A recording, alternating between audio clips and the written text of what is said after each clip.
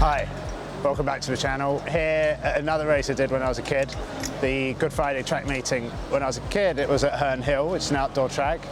Now we're indoors at Lee Valley.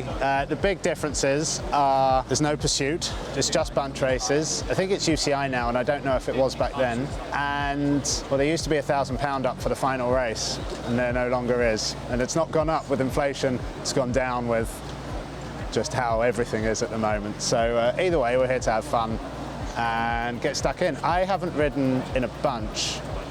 It's not something I'm announcing since 2015, but I have ridden on the track by myself in 2021 for an hour, and that was the last time I rode the track, aside from a corporate event. So I'm going to do a long track warm-up just to get my toe in, but I'm all right. Every time I've jumped up on the track since, it's come back to me pretty quick, so I'm pretty confident I'll be fine.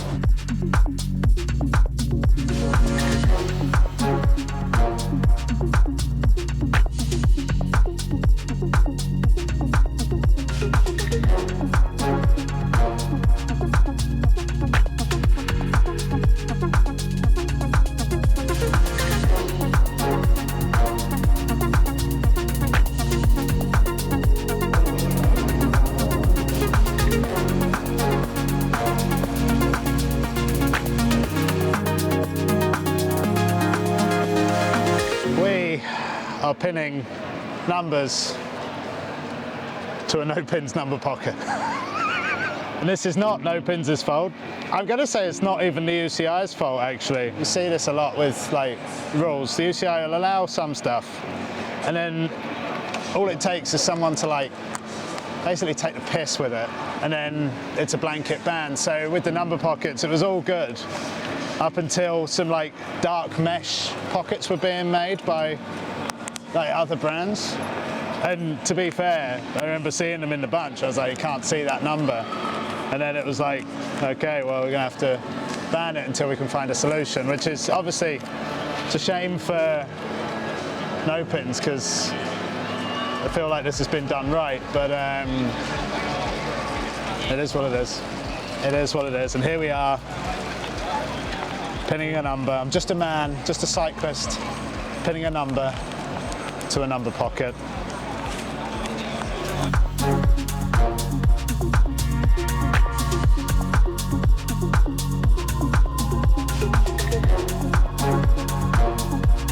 So some people do big warm-ups.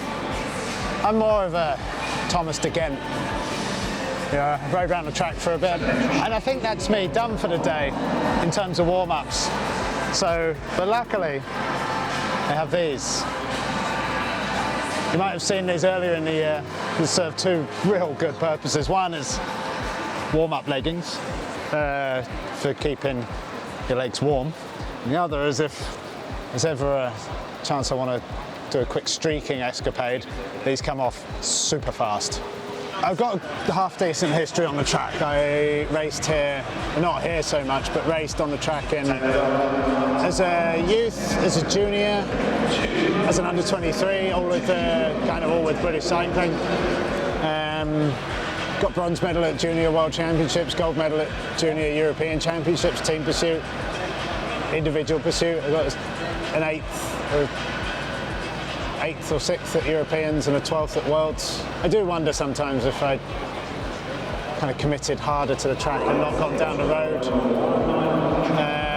direction, but you know, it is what it is. I did actually drop back in with the men's team pursuit team at the end of 2010.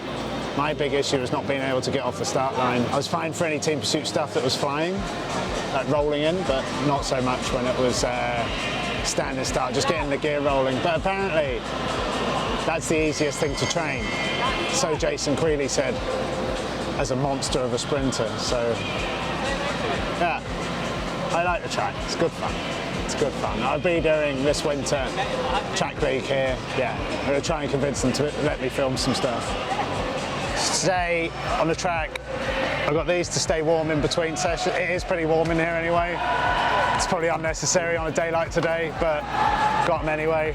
I use Specialized TT5 helmet. I think without the sock, because I think that is now banned in UCI stuff. NoPinz Aerocoach gloves and NoPinz Hypersonic suit with the hypersonic base layer.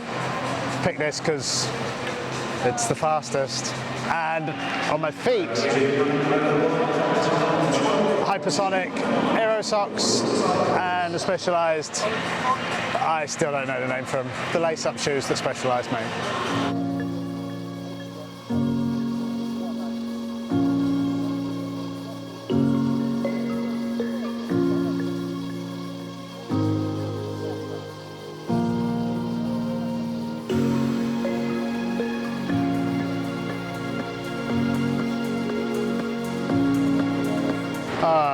UCI connoisseurs have stopped me using the wheels. Yeah. Do you need a front? I don't really want to cave, but I do. I have wheels. They pulled me up on both of them. Yeah. I was going to say I've got a 90mm front. Yeah, I've got a tri-spoke I can put in. Assume the rear would be alright. No. Rear as well? Yeah. So Charlie and I was just talking about what was next for aero. Ironically, as comms came over to stop me using these, it's been a real breakdown in communication somewhere there, I think. So I think just with what we've seen recently with the helmets and stuff, just I think work needs to be done to gain a real clarification on the rules and the exactness around the rules, because it seems to be a bit too vague. But what I do know is we're off to Canary Islands in a few days to be looking at something new with NoPinz, which is very cool. Some new suits, some new kit, new materials. It's going to be fun. Can't even use my speed sensor. Oh. Kit bag essentials, decent set of tools, preferably in a decent carry case. Spare garden, complete with crack on screen, fully charged. Lenses, if you've got glasses with interchangeable lenses, just two, not really spare lenses, but just lenses for light and dark. Jacket, leg warmers, spare mitts, just stuff that you also might forget on the day, just because. Yeah, tools, nutrition, spare nutrition, race license. I don't pack for like all the scenarios that happen, because I figured if enough scenarios play out, something's telling me to not get on a bike.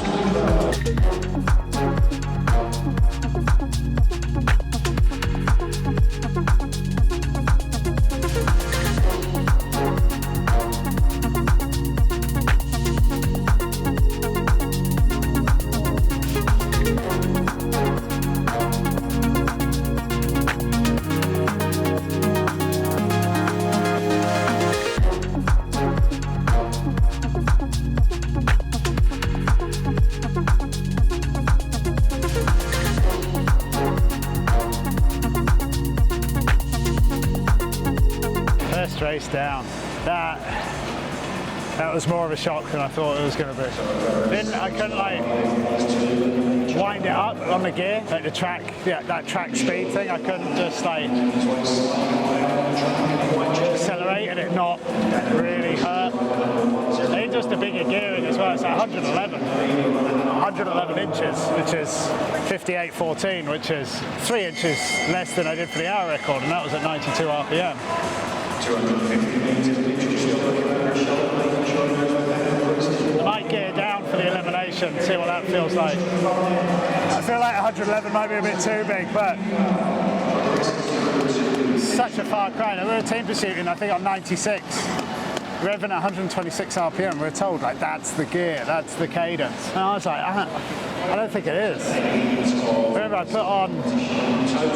I persuaded them, and it was like it was a huge ask at the risk of blowing my doors. 98 for the world, team pursuit worlds. Junior, under 18. I was like a different bike rider. It's like a different bike rider. I did what I was told, like three turns and out. But it was very much like one size fits all. And if you didn't fit it, then you were like, you're being difficult, you know? I think times have changed now. I think it's much more open-minded now than it was back then. I think obviously Dan Bigham's probably helped that hugely. You weren't afraid to shout up back then. I think you could make some big differences. Same now in World Tour teams, actually. It takes balls to shout up and fight for something you think's right. Yeah, anyway, I'm rambling.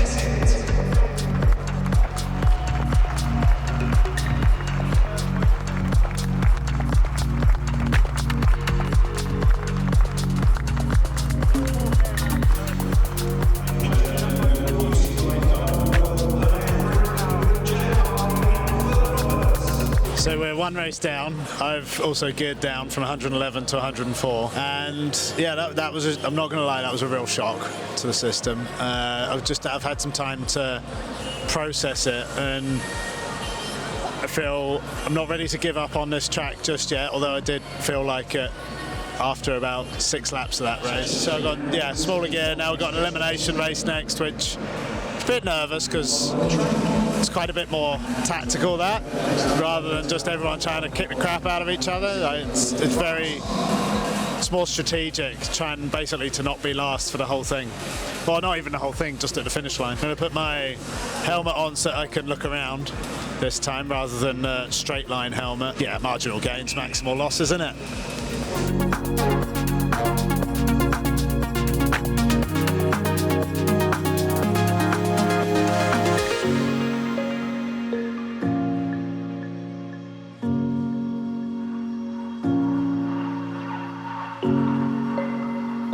Success, very nice, very nice. We got an answer, positive answer from the UCI, and we're going to put the wheels in and run the big wheels.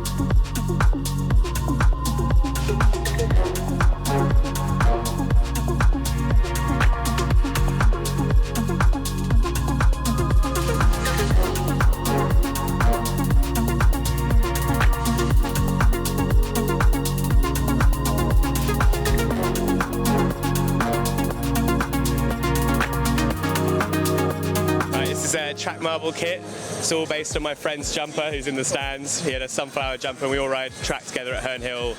We made a very loosely collaborating team to start with. We're actually slightly official now, so we thought we'd get kit, and it's actually come out really nicely. Like we literally just gave NoPinz his design, which was just basically this, and it's come out perfectly. So we're all pretty happy with just a JPEG of a sunflower. But yeah, track marble at Herne Hill, fastest team on the track on aggregate, I think. So I've opted today for like the old faithful setup for me, which is a hypersonic Skinsuit and a hypersonic base layer with the hypersonic Aerocoach as well. Aerocoach. Real interest in talking to a track sprinter, always also in a hypersonic suit, because I noticed he had a different brand undervest on, and I was like, why the different undervest? He said, well, my speeds are 70k an hour and above, and This undervest is made for that speed set, which the Hypersonic base layer, it's not something we developed with that speed in mind. So it's real interesting seeing what the track sprinters are opting for, because it's a different speed. So and with suits are above everything quite sensitive to speed differences. So what works at 45k an hour will be different to what works at 55. Unlike like helmets, which do follow like what's fast at a slow speed is generally fast at a high speed as well. Yeah, the ribbing on his undervest was much narrower underneath his hypersonic suit. So yeah, it's just interesting looking around, because I think more so than the road, aero is such a big thing here, like huge, so it's really interesting.